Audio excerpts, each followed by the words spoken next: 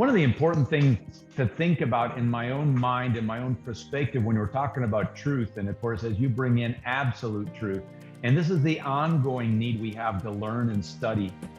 There's a story, an ancient parable, so to speak, that I always think about when I think about truth. And I think about, it was over in India, supposedly. There's an elephant and there's three blind men. And they're asked, or four blind men, I don't remember right now.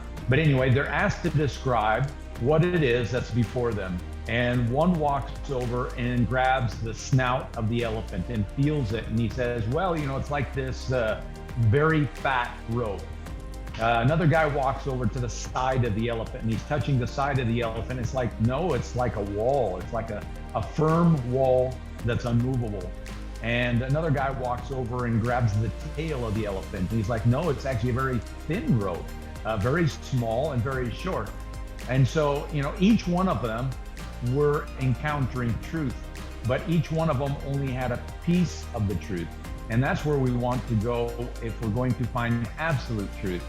All of us know something, from something so simple as knowing the alphabet, from something so simple as knowing what 1 + 1 is.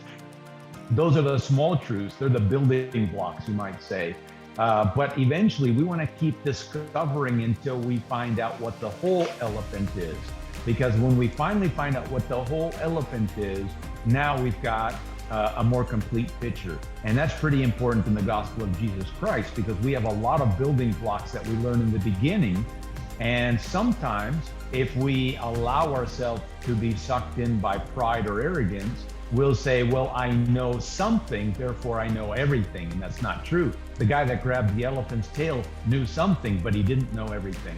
And that's where we have to be careful to always be humble. There may be more information that we need to get to have a bigger picture and a more complete and accurate picture.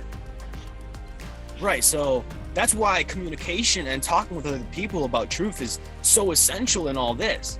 Because if we're not talking about all this and looking for the truth and seeing everyone's perspective, we are only looking at the tail, which isn't very productive in the long run. I mean, it's a piece of information and it's a valuable piece of information. Right. But then you have to build from there.